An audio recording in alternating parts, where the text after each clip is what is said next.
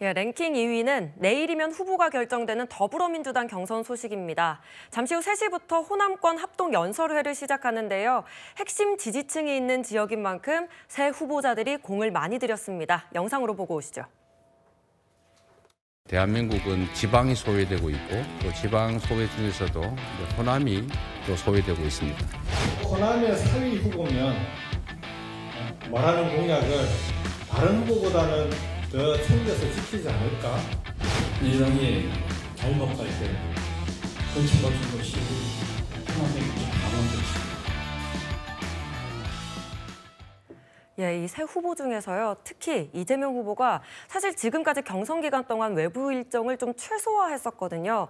그런데 호남에서는 1박까지 했습니다. 유일한 곳인데요. 사실 이 호남이라는 데가 지난 대선 경선 때 이낙연 후보에게 유일하게 진 곳이기도 하고 또 재보궐선거 때도 조국혁신당에게 진 곳이라서 민주당 텃밭이지만 그럼에도 공을 들인다. 이렇게 해석하는 게 맞습니까? 그렇죠.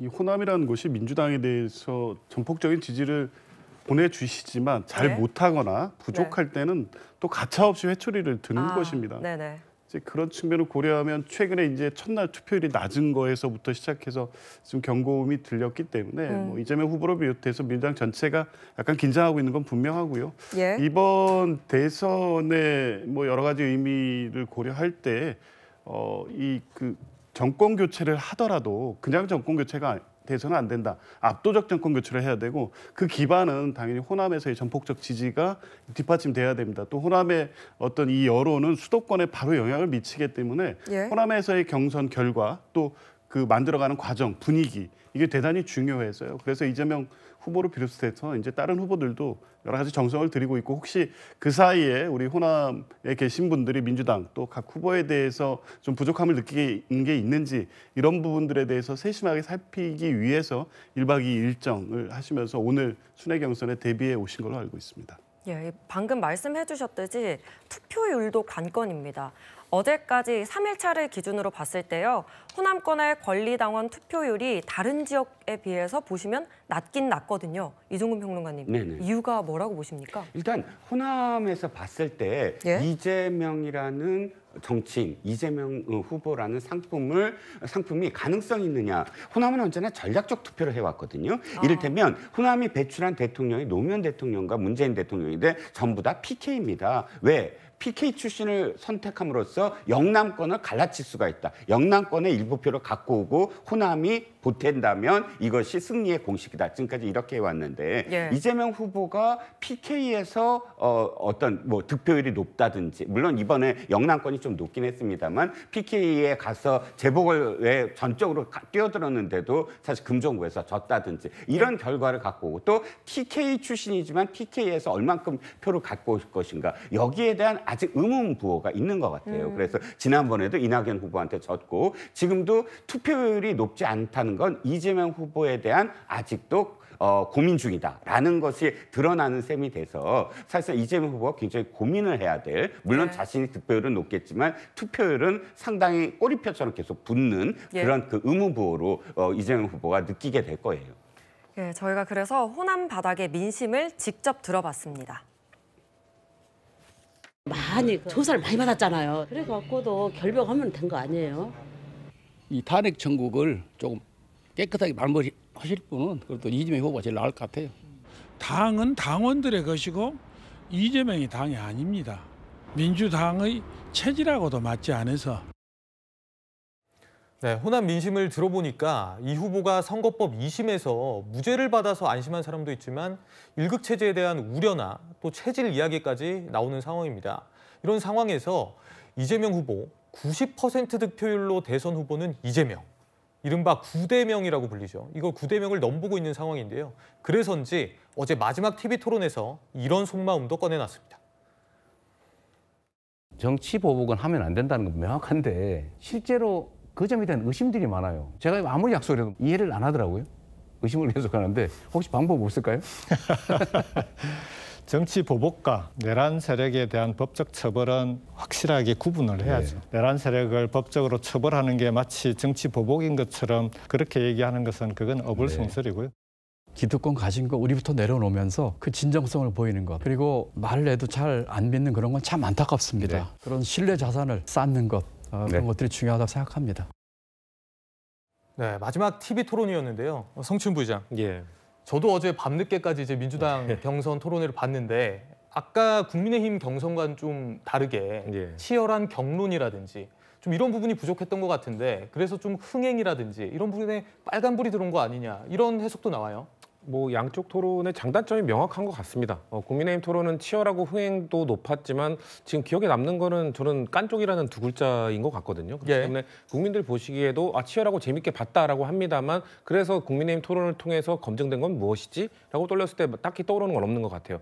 민주당 토론도 아무래도 격차가 좀 있기 때문에 이재명 후보가 많이 월등하게 앞서고 있기 때문에 그런 치열한 토론은 없었습니다만 저는 의미 있는 정책적 논의가 몇 가지 있었다고 봅니다. 일단 개헌에 관련된 논의라든지 아니면 뭐 세종 집무실 관련 논의라든지 그리고 그 이재명 후보가 올 초부터 계속 얘기했던 그 우리 당의 정책성과 관련돼서 실용주의로 가야 된다. 우리가 중도 보수로 가야 된다. 하지만 당의 정책성은 그 수십 년간 계속 진보 노선을 구축해왔기 때문에 그거에 대해서 다른 후보들이 안 된다. 우리는 진보로 가야 된다라고 하면서 노선 투쟁도 상당히 열심히 했거든요. 그런 부분이 저는 매우 유의미한 토론이었다고 보고 아마도 이 본선으로 넘어갔을 때 국민의힘 후보 누가 선출될지 모르겠습니다만 이재명 후보가 경선 과정에서 했던 개헌과 관련된 이야기들 이런 것들을 어떻게 보면은 또 토론의 포인트가 될 수 있는 것이거든요. 그때 제대로 약속하지 않았는데 어떤 입장을 갖고 있느냐라든지 우리는 차기 대선 후보에게 양쪽 모두 무조건 개헌과 관련된 명확한 입장을 가져야 받아내야 됩니다. 그렇기 때문에 그런 부분에 있어서 충분히 전 유의미한 토론이었다라고 보고 있습니다.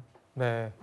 앞서 들으셨듯이 이재명 후보 정치 보복 안 한다 약속을 해도 믿어주지 않는다 이렇게 얘기를 했습니다. 네, 그랬더니 김동연 후보는 우리부터 내려놓으면서 진정성을 보여야 한다 이렇게 꼬집기도 했는데 홍 전 의원님 네. 어제 민주당 경선 TV 토론회 좀 총평과 더불어서 생각을 한번 여쭤보고 싶네요. 예, 저는 역대 그 정당의 대선 후보 토론회 중에 저렇게 분위기가 화기애애하고 저렇게 좋을 때 처음 봤습니다. 저는 그래요? 대선 후보 경선 토론회가 아니라 초등학교 학예 발표 수준으로 그래 봤는데 뭐 어느 정도는 예상을 했습니다. 왜냐하면은 22대 공천에서 워낙 친명 행제, 비명 행사를 통해서 이재명 일당 독재 지금 정당이 민주당이 됐기 때문에 민주당은 지금 현재 이재명 지금 후보가 아버지이자 또 차원 후보보다도 훨씬 더 잘생긴 데다가 심지어 신의 사제 역할까지도 하고 있죠. 그렇기 때문에 너무 이재명 후보로 뭐 흐를 것인가는 뭐 예상은 했습니다만은 그래 토론회조차도 어떻게 보면 좀 대한민국의 미래에 좀 진지하게 고민하는 어떤 정책적 이슈라든지 도덕적 이슈에 대해서는 한마디도 못했다. 그나마 김동연 후보 같은 경우는 이재명 후보가 개헌에 대해서 이제 말 바꾼 거라든지 그런 어떤 신뢰성에 대해서 문제 제기를 아주 점잖하게 했습니다만은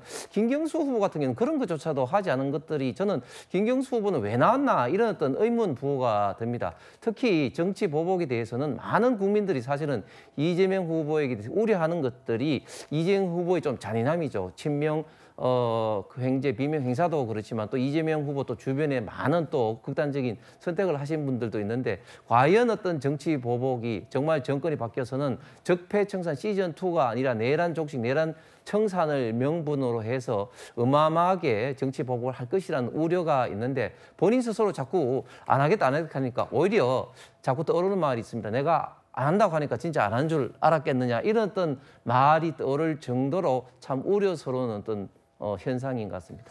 알겠습니다. 홍석준 전 의원의 발언은 개인적인 의견으로 가름하고 넘어가도록 하겠고요. 저희는 이번엔 민주당 내부에서 설정한 이번 대선 목표 득표율 저희가 취재를 해봤습니다. 저희 채널A 취재 결과 서울, 인천, 충청에서는 과반, 그리고 호남에선 90%, 대구, 경북에서 28%로 설정했다고 알려지고 있습니다. 보니까 지난 20대 대선 득표율과 비교해서 당시 이재명 후보가 서울에선 45% 정도, 광주에선 84% 정도 얻었는데 이보다 다 상향 조정된 것으로 보입니다. 이종근 평론가님, 결국엔 상향 조정했다는 건 좀 압도적으로 이기겠다 이런 의지로 봐야 될까요? 어떤 의미로 봐야 될까요? 그렇죠. 두 가지죠. 지난번과 다른 게 지난번에는 그래도 이낙연 후보가 어느 정도는 득표를 하고 있었어요. 그런 경쟁이 있었고 또 이낙연 후보는 호남이라는 뚜렷한 전남도지사도 하고 그래서 뚜렷한 지역적 기반이 있었기 때문에 지금처럼 높은 어떤 그 득표율 목표를 세우지 못했을 겁니다. 그런데 지금은 어쨌든 함께 경쟁하는 두 후보가 확실하게 자신을 추적하지 않는 어떤 상황이기 때문에 득표율을 좀 더 목표를 상향하는 것과 아까도 말씀하셨지만 두 번째 이유는 자신들이 이제 내란 종식과 관련된 아마도 정권을 잡으면 굉장히 드라이브를 많이 걸 겁니다. 그랬을 때 오는 반발이라든지 그런 것들을 봐라. 국민들이 이 정도로 지지를 했고 또 우리 당원들이 이렇게 지지를 한 후보다. 그걸 기반으로 해서 사실 정당성을 보이려고 하는 것이거든요. 그래서 이 목표를 상향으로 한 건 정당성의 하나의 어떤 기반이다라고 생각을 합니다. 정당성의 기반이다라는 얘기를 주셨습니다. 어제 토론에서는요, 검찰개혁과 관련해서 이재명, 김경수, 김동연 이 세 사람 모두 한 목소리를 냈습니다. 검찰로부터 수사권, 기소권을 분리시켜서 수사검찰, 정치검찰은 완전히 해체시키고 기소권만 남겨두는 그런 전면적인 검찰개혁이 필요하다고 생각합니다. 저도 법조인으로 법률가로 수십 년을 살았는데 이런 검찰을 본 일이 없어요. 더 이상 저는 수사를 기소하기 위해서 할 수 없게 기소권과 수사권을 동시에 갖는 그런 시스템을 이제는 정말 끝내야 되더라고 봅니다. 우리 김 의원님과 같은 취지로 기소 빼고 기소청으로 만드는 것으로 했고 민주당은 말씀드렸듯이 내일이면 최종 경선 후보가 발표가 됩니다. 현재로서는 사실 이재명 후보가 최종 후보가 되는데 이변이 없어 보이지만 변수는 아직 남아 있습니다. 이 후보의 3심 시계가 빨라지고 있거든요. 이 대법원이 이번 주만 2번이나 심리를 열어서 이재명 후보의 선거법 사건을 논의했습니다. 성치훈 부의장님, 사실 가장 중요한 쟁점이라고 봐야 될 것 같은데 대선 전의 결과가 나올 수 있다고 보십니까? 전 나올 가능성도 있다고 생각합니다.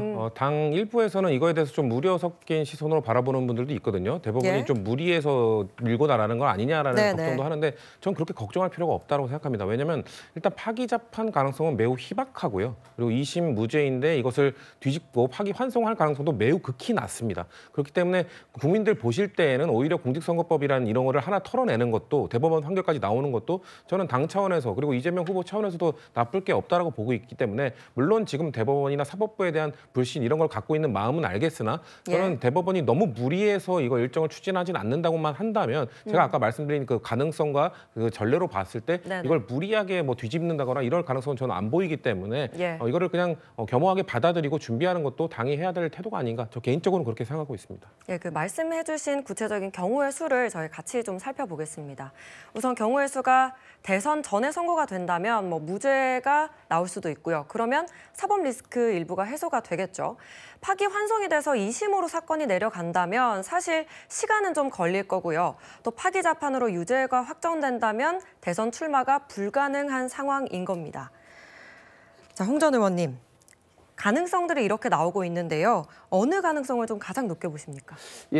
워낙 지금 헌법재판소를 비롯해서 지금 사법부의 판단이 지금 예상 외로 지금 흘러가는 게 많아가지고 저도 참 판단하는 게 좀 어렵습니다만은 그러나 저는 파기 환송의 어떤 무게가 가장 실린다, 가능성이 가장 많다고 생각을 합니다. 왜냐하면 지금 1심과 2심의 공직선거법 관련해서 다른데 그러나 지금 현재 그 대법원에서는 이미 이재명 후보의 공직선거법과 밀접하게 관련된 김인섭에 대해서 징역 5년의 확정 판결을 내렸습니다. 즉 백현동의 그 개발업자 아시아 디벨로퍼에 소속된 김인섭이 결국은 로비에서 결국은 그 이 백현동 관련된 특혜, 즉 어떤 용적률을 4단계나 향상시키고 또 성남 도계공 같이 있다는 것을 성남 도계공을 이제 뺀 거라든지 또 원래 허가를 할 때는 임대로 했다가 이제 분양을 했다든지 이런 어떤 특혜가 결국은 국토부의 협박이 아니라 김인섭이 몸담았던 아시아 디벨로퍼였던 그 로비에 있다는 것이 이미 입증이 됐기 때문에 이런 것을 고려를 한다면 허위 사실 공표로 됐다는 것들이 저는 유죄로 확정될 수밖에 없다. 즉 파기 환송의 가능성이 더 높다고 생각합니다. 법원 판결은 좀 저희가 지켜보고 기다려봐야 될 것 같습니다. 이 헌법 84조 조항에 대한 해석도 사실 쟁점입니다. 대통령이 내란 외환죄를 제외하고는 형사소추를 받지 않는다는 조항이죠. 불소추 특권인데요. 이게 당선이 되면 심리를 계속하는지, 그러니까 재판이 중지가 되는지 계속 되는지 이 부분이 사실 전례가 없기 때문에 상당히 법조계에서도 이견이 많거든요. 어떻게 보십니까? 그래서 지금 대법원이 속도를 내는 게 바로 네네. 이 점을 정리를 하려고 하는 것 같아요. 그러니까 이런 부분들을 이제 그 6월 3일 이전에 어찌됐든 선고를 내리면서 이 부분 84조를 이렇게 결정한다 해서 판례를 남겨야만 그 이후에 혼전이 없고 또 이게 왜 중요하냐면 선거는 지금 계속 그 경선 토론하고 있잖아요. 이 토론에서 과연 1심과 2심이 다른데 어디까지가 허위 사실이다라는 걸 대법원이 보여줘야 돼요. 그렇기 네. 때문에 대법원은 어떤 그 선고에 저는 84조 사항이 분명히 들어간다고 봅니다. 예. 일단 이재명 후보가 과연 90% 넘길지 이 부분 지켜보고요. 아니면 또 다른 반전이 기다리고 있을지도 보시죠. 여기서 네 분과는 인사 나누겠습니다.